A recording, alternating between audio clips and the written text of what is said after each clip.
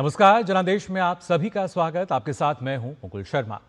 गुरुवार यानी 9 अप्रैल को होने वाली चुनावी फाइट के लिए प्रचार अब आखिरी चरण में पहुंच चुका है। 3 प्रदेशों में होने वाले चुनाव के लिए कल प्रचार का शोर थम जाएगा, मगर उससे पहले चुनाव के प्रचार के शोर ने एक बार फिर राजनीतिक माहौल को पूरी तरीके से गरमा दिया है। एक तरफ से वार हो रहा है तो पलटवार होने में देर नहीं हो रही। आज का दिन दिग्गजों के नाम रहा, लिहाजा सियासी सोमवार आज साबित हुआ। असम से लेकर केरलम और पुदुचेरी में तूफानी प्रचार ने साबित कर दिया कि लड़ाई अब साख से भी जुड़ चुकी है। आज जनादेश में आपको सियासी हलचल से जुड़ा हर बयान और हर तस्वीर आपको दिखाएंगे, मगर सबसे पहले आइए नजर डालते हैं हेडलाइंस पर। असम के बारपेटा और हुचाई में प्रधानमंत्री मोदी ने किया जनसभा को संबोधित। कहा, अब की बार कांग्रेस की लगेगी हार की हैट्रिक। 9 अप्रैल को असम में एक फेज में होना है चुनाव। असम चुनाव में हुई पाकिस्तान की एंट्री। मुख्यमंत्री हिमंता बिस्वा शर्मा ने कांग्रेस पर किया वार। पाकिस्तान से जुड़े सोशल मीडिया ग्रुप की मदद लेने का लगाया गंभीर आरोप।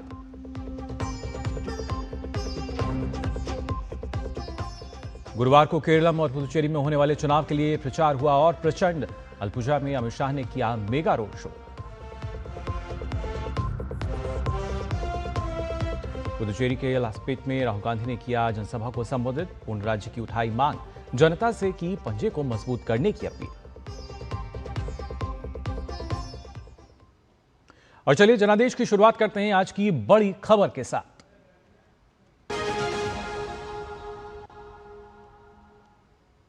आपको बता दें, प्रधानमंत्री नरेंद्र मोदी ने मध्य असम के हुजाई में भारतीय जनता पार्टी के उम्मीदवार के समर्थन में एक रैली को संबोधित किया।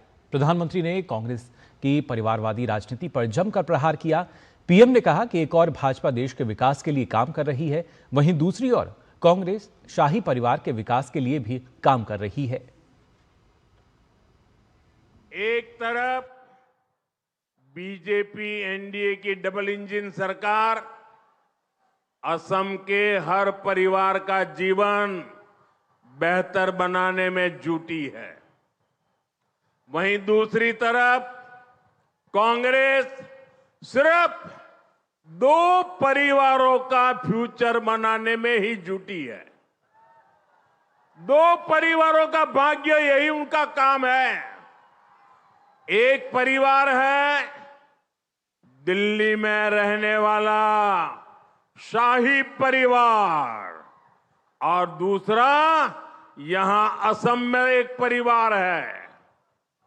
इनका नारा है फैमिली फर्स्ट। जैसे कांग्रेस परिवारवाद की राजनीति ही करती आई है, इस पर यहां तंज कसते नजर आए प्रधानमंत्री। साथ ही प्रधानमंत्री ने दूसरे राज्यों की कांग्रेस सरकार की नीतियों को जनता विरोधी बताया। उन्होंने कहा कि हिमाचल प्रदेश की कांग्रेस सरकार कुशासन का उदाहरण है, जिसने हिमाचल राज्य को पूरी तरह से ठप कर दिया। हिमाचल में कांग्रेस का शाही परिवार ऐसे ऐसे झूठ बोलकर भाग गया कि आज पूरा राज्य ही ठप पड़ा हुआ है। और वहां के नेता तो कह रहे हैं कि भाई हमें दोबारा कहां जीतना है, अभी मौका मिला है, मौज कर लो। साथियों, हर नौकरी करने वाला जानता है सैलरी ऊपर की तरफ बढ़ती है, लेकिन हिमाचल की कांग्रेस सरकार ने तो नया करिश्मा कर दिखाया है। कांग्रेस ने वहां की सरकार ने वहां उल्टा सरकारी कर्मचारियों की सैलरी ही घटा दी। हिमाचल की बहनों से इन्होंने इतना झूठ बोला कि आज तक वो इन झूठे लोगों को ढूंढ रही है। देश में इतने बड़े संकट के बावजूद पेट्रोल डीजल की कीमतें नहीं बढ़ने दी गई है। साथ ही प्रधानमंत्री ने कहा कि वैश्विक अनिश्चितता के दौर में भी भाजपा सरकार ने देश की जनता को हर संभव संकट से बचाए रखा है, जबकि विश्व भर में विकासशील देशों की हालत खराब है। उन्होंने कहा कि यह सब भाजपा के नागरिक देवो भव के मंत्र की राजनीति के कारण ही संभव हो पाया है। आजकल आप देख रहे हैं कि दुनिया में कितना बड़ा संकट आया है। पश्चिमी एशिया में चल रहे युद्ध से दुनिया भर में हाहाकार मचा हुआ है। अमीर से अमीर देशों में भी इस समय स्थितियां बहुत खराब है। जो छोटे और विकासशील देश हैं, उनकी हालत भी बहुत खराब है। लेकिन साथियों, संकट के इस समय में भी बीजेपी सरकार देशवासियों के हित में लगातार काम कर रही है। बीजेपी एनडीए सरकार ने ये सुनिश्चित किया है कि वैश्विक संकट का बोझ गरीब पर, मिडिल क्लास पर, हमारे किसानों पर न पड़े। यही पहले भी हमारी प्राथमिकता रही है और आज भी है। तो प्रधानमंत्री ने बताया कि किस तरीके से केंद्र सरकार की जो नीतियां हैं वो प्रभावी रही हैं और प्राथमिकता में जनता है, आम आदमी है, नागरिक है और नागरिक देवो भव का ही जो हम कह सकते हैं धारणा है, कैसे उसको लेकर सरकार आगे बढ़ रही है।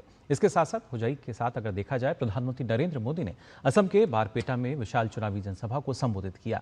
असम में 9 अप्रैल को 126 सीटों पर विधानसभा सीटों के लिए आप बता दें चुनाव होने हैं। अपने संबोधन में प्रधानमंत्री ने कहा कि असम में डबल इंजन सरकार ने शांति और सद्भाव स्थापित करने का काम किया है। वहीं कांग्रेस ने असम के जनजातीय समुदायों को खूनी हिंसा के अलावा कुछ नहीं दिया।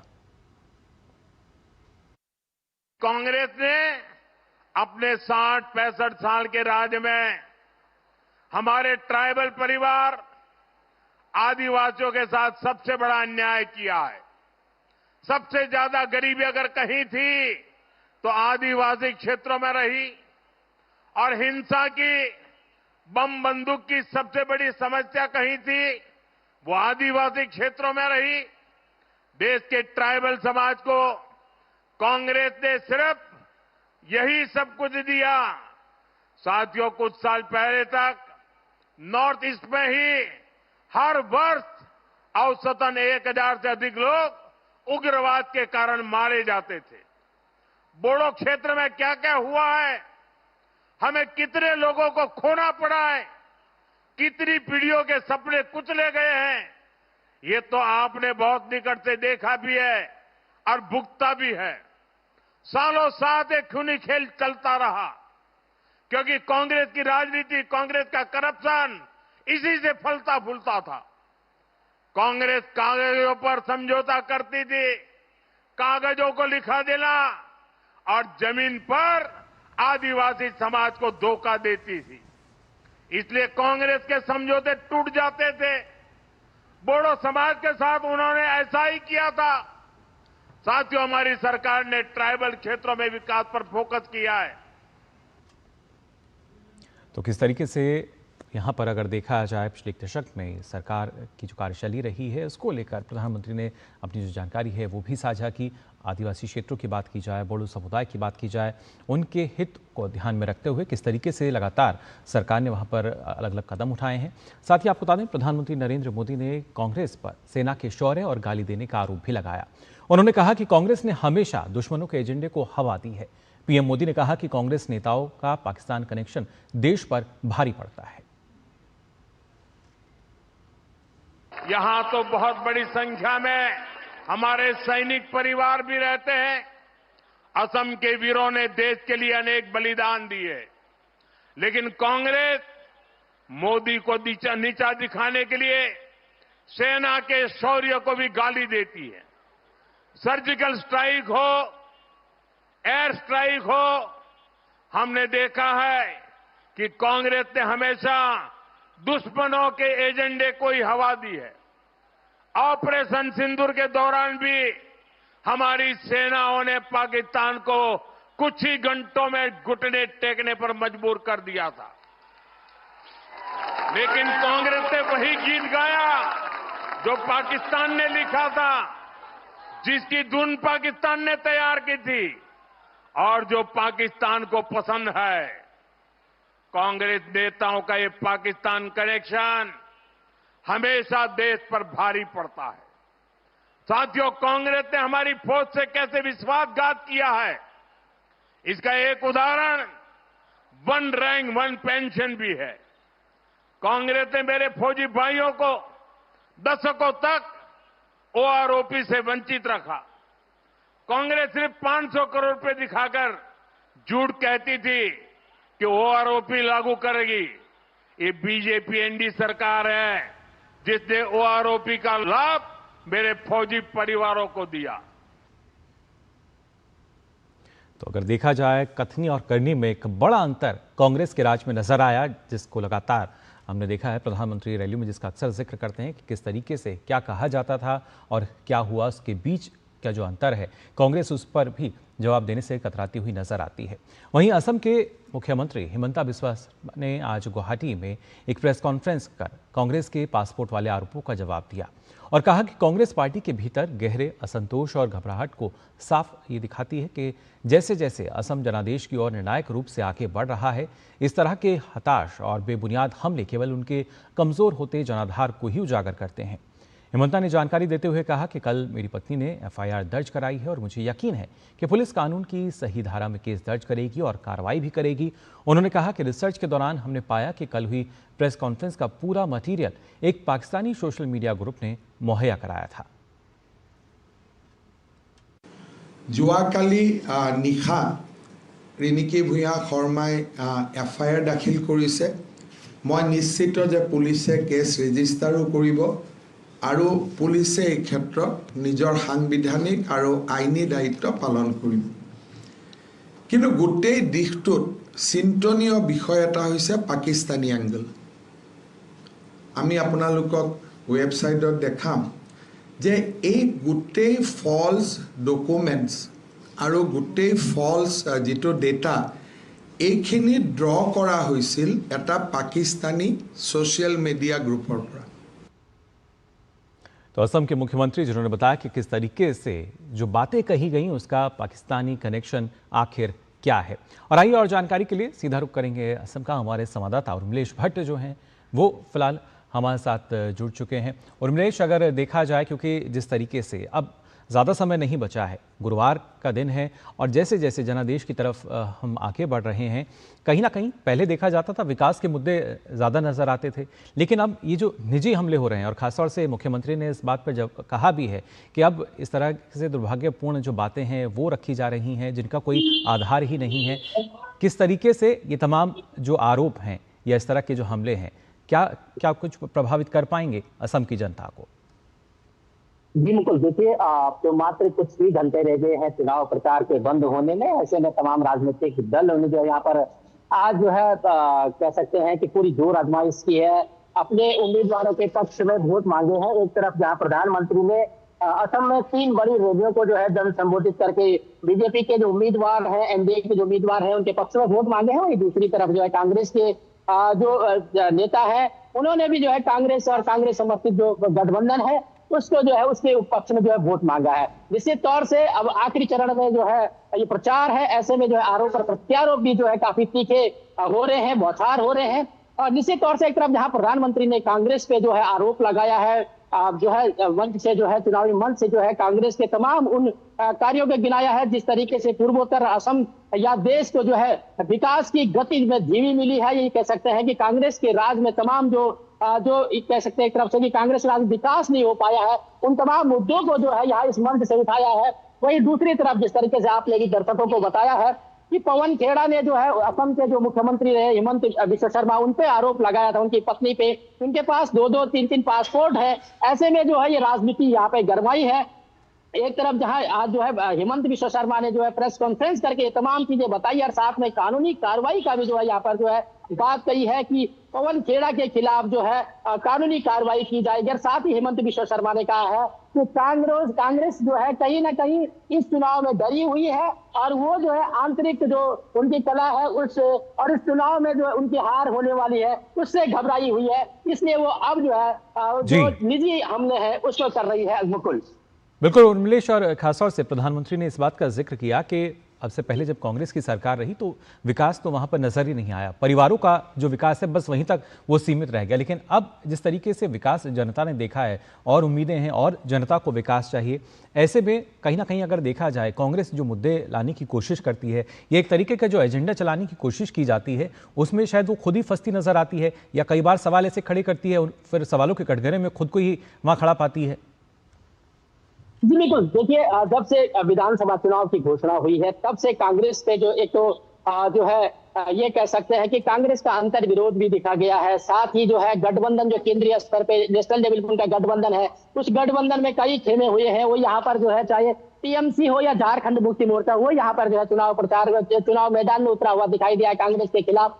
तो एक तरफ जहां कांग्रेस इन तमाम बातों से जूझ रही थी, वहीं दूसरी तरफ जो है वो किसी प्रकार का ऐसा मुद्दा नहीं ला पाई इस चुनाव में जिस मुद्दे से लोगों का आकर्षण हो पाए। ये बात जरूर है कि दूसरी तरफ अगर बात की जाए तो एनडीए ने जो अपना जो है गठबंधन बनाया है, उस गठबंधन में एकता रही है, लगातार जो है चुनाव प्रचार में अपना जो है आगे रही है, बढ़त मिली है। तब चाहे सोशल मीडिया का हो या जमीनी प्रचार हो, उसमें कहीं ना कहीं भारतीय जनता पार्टी से गठबंधन आगे दिखाई देते हैं जमीन पर। दूसरी तरफ बात की जाए तो प्रधानमंत्री ने आज जो है 3 जो जनसभाएं की है, जैसे कि मैंने पहले भी बताया था अपने दर्शकों को, उसमें जो है कांग्रेस में तीखा हमला का है। उन्होंने कहा है कि एक परिवारवाद की पार्टी है, इस परिवार में जो है दिल्ली में बैठा हुआ परिवार जो है डिसाइड करता है, और यहाँ पर अगर असम का विकास जो है कोई दोषी है न होने का इतने सालों में, तो वो कहीं ना कहीं कांग्रेस है। जब से हमारी सरकार आई है, उन्होंने तमाम जो है जो एनडीए की सरकार है, उस सरकार के असम में किए गए विकास कार्यों को भी यहाँ पे गिनाया है मुकुल। जी बिल्कुल उमलेश, क्योंकि तमाम प्रमाण जो हैं वो सबके सामने हैं और उसी वजह से यहाँ पर अगर देखा जाए सिर्फ विकास की बात जो है, विकास की राजनीति जो है वो बीजेपी करती हुई नजर आ रही है। फिलहाल बहुत बहुत शुक्रिया आपका उमलेश हमारे साथ जुड़ने के लिए, और गुरुवार को देखना भी होगा जनता किस तरीके से आगे बढ़ती है। अब हम आगे बढ़ते हैं और आपको बता दें केरलम के बाद गृह मंत्री अमित शाह ने पुदुचेरी में भी एक जनसभा को संबोधित किया। अमित शाह ने कहा कि हम एकजुट होकर चुनाव का सामना कर रहे हैं, जबकि इंडिया गठबंधन के सहयोगी दल पहले से ही सत्ता के लिए आपस में लड़ते हुए नजर आ रहे हैं। 5 साल पहले जब एनडीए यहां पर जीता, खड़गे जी ने कहा था एक छोटा राज्य है, जीत गए, इसमें क्या हुआ। खड़गे साहब, सीट 3 हो या 300 हो, 30 हो या 300 हो, राज्य राज्य होता है। और हमारे लिए पुदुचेरी कोई बड़े से बड़े राज्य से कम नहीं है, ये भी भारत का हिस्सा है। एक और हम एकजुट होकर चुनाव लड़ रहे हैं, और दूसरी ओर इंडी अलायंस वाले अभी से सरकार तो बनी नहीं है, अभी से सत्ता के लिए लड़ने का काम कर रहे हैं।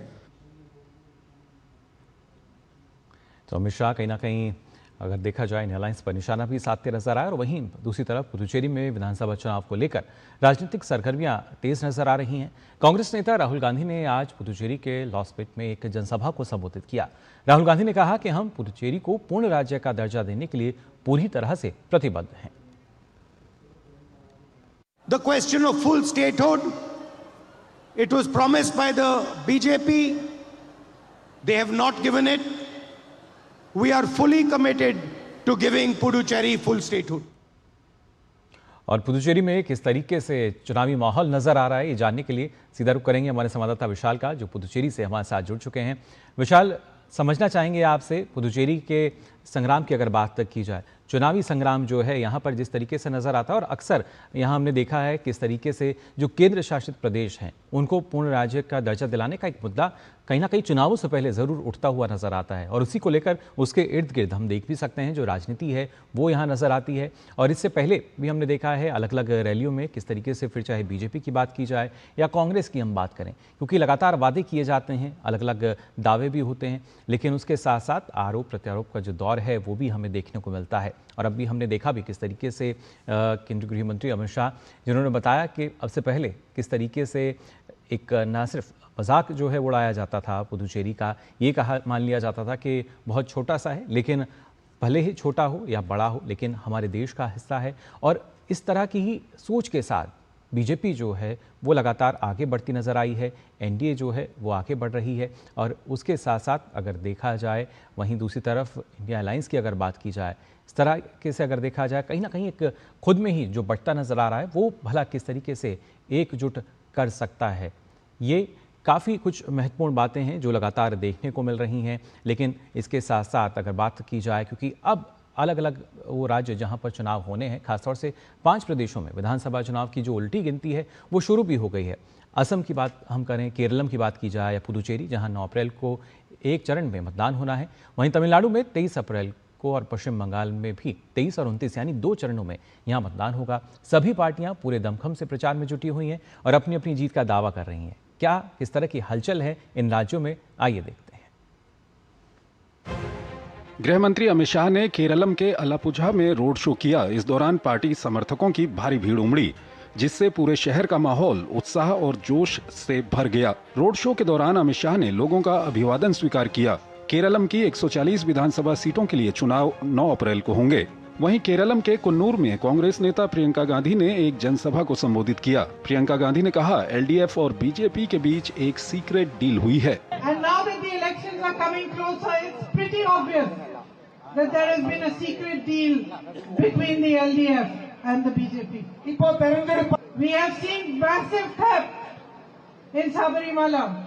But nothing, not one word from the Prime Minister. Assam के तिनसुकिया में केंद्रीय मंत्री जेपी नड्डा ने कहा, भारतीय जनता पार्टी के पक्ष में माहौल है। एनडीए को समाज के सभी वर्गों से एकमत समर्थन मिल रहा है।